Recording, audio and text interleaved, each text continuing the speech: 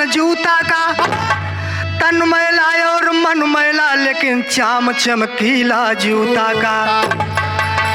मोछ नोकीली हो न सकी पर नोक नोकीला जूता का। और नेताओं के भाषण में बरसात होती जूता। और भइल मोहब्बत में गड़बड़ तब काम पड़ेला जूता। और सबसे ऊंचा जूता है स्थान बलेश्वर जूता का, क्योंकि पूजा करते मंदिर में और ध्यान लगाते जूता। भैया नवरात्र के महीना आ गइल बा, पूजा करे मंदिर में गा है 5000 के जूता बहरे निकाल के आवा है।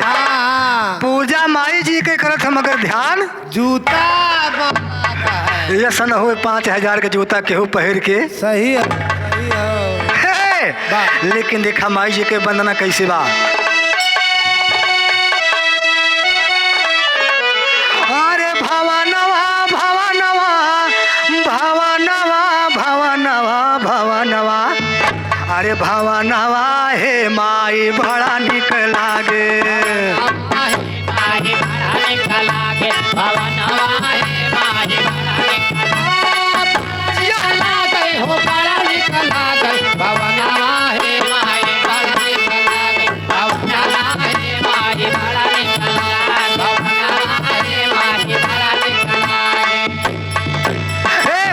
के भवनवा में दीपक जलेला,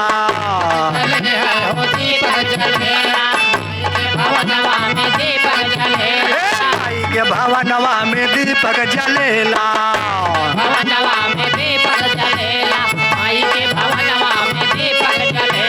जय जयकार सब देवा करेला, जय जयकार सब देवा करेला। अरे कीर्तन भजन होला,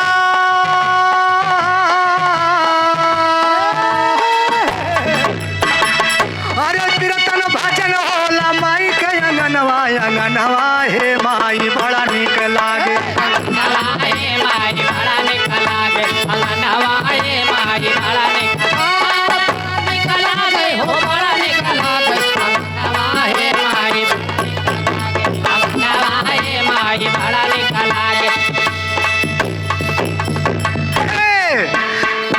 अरे माथे मुकुट माँ के कान सोहे भाली,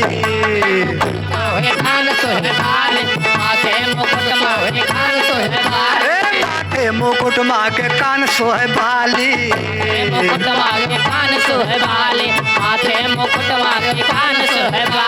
हाथे त्रिशूल यो चुनर लाली लाली, चुनर लाली लाली, चुनर लाली चुनर लाली लाली चुनर लाली लाली, चुनर लाली लाली चुनर लाली लाली चुनर लाली लाली।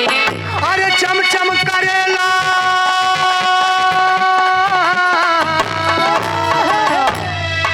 अरे चम चम करेला या हाथ के कंगनवा कंगनवा हे माई बड़ा निक लागे।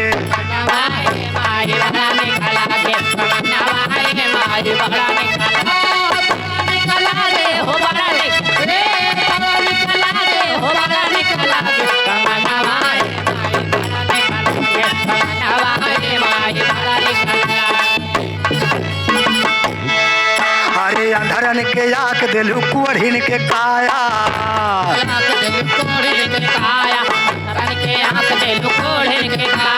कुढ़िन के काया हो कुढ़िन के काया,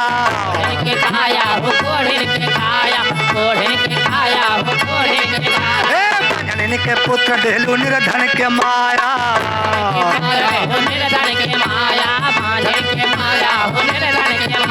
निर्धन के माया माई निर्धन के माया,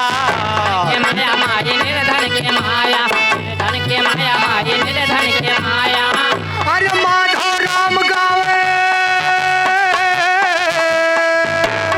साजा दरबार की, अरे माधव राम गावे तो रे भजनवा भजनवा हे माई बड़ा निक लागे।